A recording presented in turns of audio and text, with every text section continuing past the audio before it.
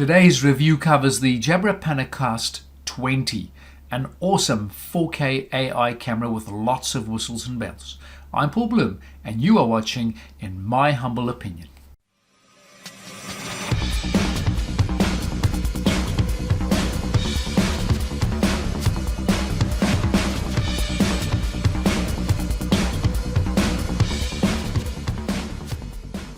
This is the Jabra Panacast box that it comes in. It's nice and compact, and as we can see on the box here, AI-enabled personal video conferencing. This is actually a premium product, I have to say. It's got all the usual premium capabilities. We'll look into that. 4K AI-powered, ultra-wide. It does look like quite an ultra-wide, and there's some AI bits and pieces in there as well. Once you open the box, you get this really nice little case. It's a very good carry case. It's got a bit of a resistance on the back over here for crushing. On this front edge, it's a little bit softer, but nevertheless, it looks like a high-wearing case. The zip's tucked behind this little ridge over there, and it's not by any means an entry-level zipper. We've got the Jabra logo embossed on there. It's actually rubber. It's really is a really slick looking device. Actually, I've taken this unit on trips with me, and it's now become my must-have camera. And when I go and work from elsewhere, this is the little guy I take with me. Now, just opening up the zipper over here and opening her up, we can see we've got a little carry pocket over there in the case, which I'm sure you'll be happy to carry little bits and pieces in there as you need to. The cable, which is a USB-A to USB-C cable, is very, very strong. It's not one of those flimsy little entry-level cables. It's really robust. Comes with little Velcro bits, and it's got this little well right around the unit itself, and that's where the cable sits in quite snugly. So very, very tidy. And then, of course, just moving the cable out the way, looking at the actual camera itself. It's an interesting camera. Up until I'd actually had it in my hand, I had a totally different view of it. So when you look at it like this, it's an interesting looking design. Now, there's numerous things about this design that I really, really like. We'll start with the front of the camera. Now, on the front of the camera, the shutter actually sits down the bottom. So when I slide that over, the lens is exposed. The little holes over there for the microphone, built-in microphone, and then we've got the little LED to indicate whether the microphone's actually engaged or not. Now, down the bottom, we see this interesting circular pattern with the usual sort of threaded screw notch over there. That's so that you can put it on a mounting bracket or a tripod or something like that. And then some more little rubber grips with a USB-C connection. Now, this is something I particularly enjoy about this design. Usually, cameras tend to have the cable coming out from the back. And that means that when I'm trying to push my monitor way back against a wall, trying to maximize my desk space, I've got cables peeling out the back and they curve. And it causes me some trouble. Now, when we look at the bottom over here, this little foot over here, which dare I say is extremely tight. It's very tight, which is really good. And again, just fitting into this rubber bit here. So we've got rubber on rubber, which means that the slipability factor is low.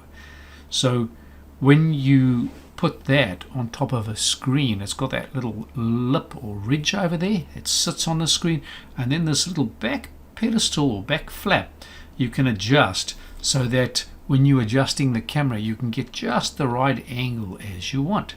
It's metal. I'm telling you, this is crazy. It's not plastic. It's not some, recycled this, that, or the other. It looks like it might be aluminium.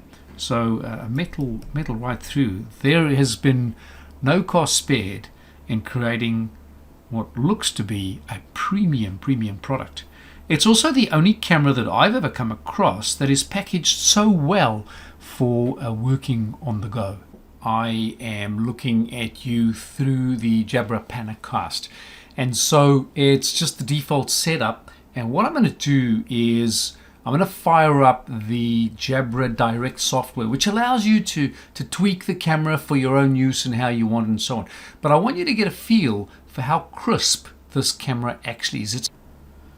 Okay, so this is the Jabra Direct software, and it'll automatically detect your Panacast as I have mine detected over here. I'm going to go back to devices, hit my button over here, and we have two aspects here that we can access. We've got camera controller and we've got settings.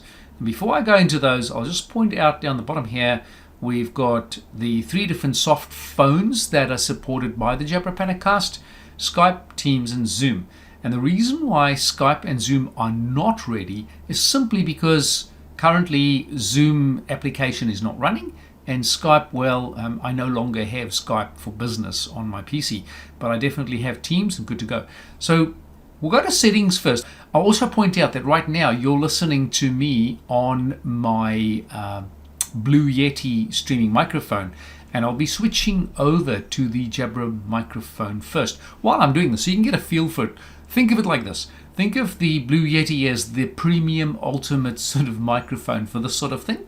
I'll just quickly pause this recording and switch over so you can hear the difference. Please hold. Okay, and I am back. So now I'm talking to you via the recording on the actual Panacast itself. So you're getting the pickup, right, from the Panacast, which I'm looking at right over there. Now, just coming back to settings, as I said before, clicking on settings, there's a bunch of components in here. Of course, you can reset to factory reset. We can save anything. When you save, the camera actually does a little reboot, and so just keep that in mind. So first of all, I've got the intelligent zoom turned on. We've got the video flicker, where we can change this to 50 or auto. I like the idea that it's on auto. That's quite cool. You don't see that often in webcams. Over here is our camera view. Now again, I've set it to 60. It comes out default on 90, which I find to be extremely wide, and 45 to be extremely narrow. I'll just click through them and let's see how they affect our video. Now remember, I've got to save that, which means my video will turn off. And there we are, we're back. Let's have a quick look. You can see that my video is still narrow. The reason why it's still narrow is because we've got the zoom turned on. So I'm going to just move around just ever so slightly, and you'll see the intelligent zoom following me around a little bit. That's pretty good considering that this is a webcam for a desktop, not for meeting. Please don't put it in a meeting room.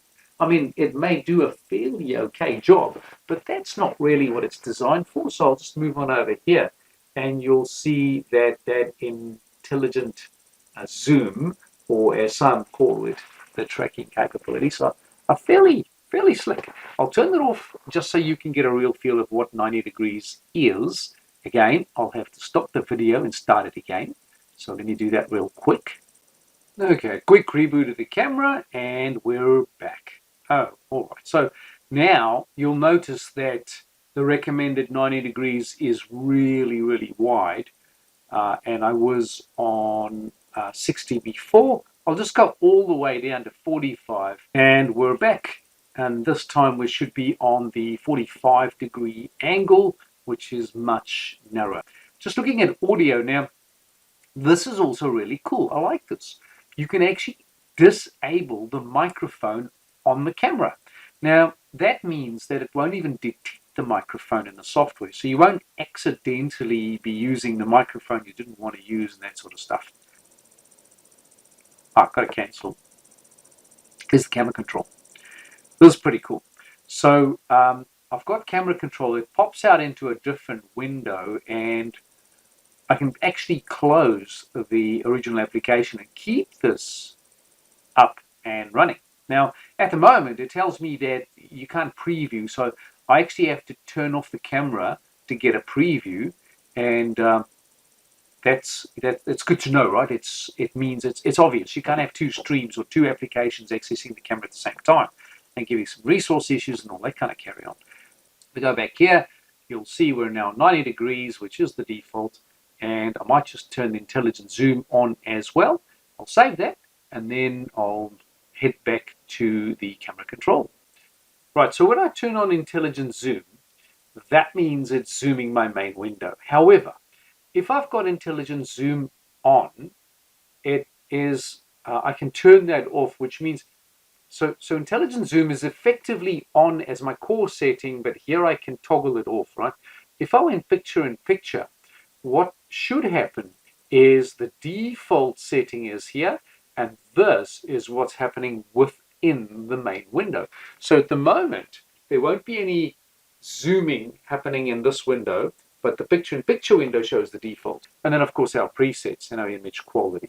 So that's pretty cool. Now, you can use these controls even when you're in a meeting. So if I just had this little controller open, and I was, say, in a Teams meeting, I could use these controls to adjust my Teams video feed live as it's going. So pretty cool. So what's the final verdict? Well, the final verdict is that this little unit over here is quite simply beautiful. Not only is it a masterpiece in aesthetics, it is also functionally very good. And then we think of the technology that's inside here, it again hits very high marks. So for those vendors who are just producing hardware for the sake of function, you're missing a trick. If everyone was only interested in a functional product, then we would all drive the same cars, possibly. But as far as this unit's concerned, it is truly breaking new ground for Jabra. So what's the verdict? Well, I have to say that Jabra has done a really good job in this space. It's not just a +1, we also did a camera just like everyone else. It's more of a, we did a camera. It's a really good USB camera. It's solid, it looks like a premium product, and it behaves like a premium product. I love that it's a portable camera, and I love how much attention's gone into the details. It certainly is one of the highest end desktop cameras that I've come across. Well done, Jabra. Keep it up. You've been watching Paul Bloom, and this is In My Humble Opinion.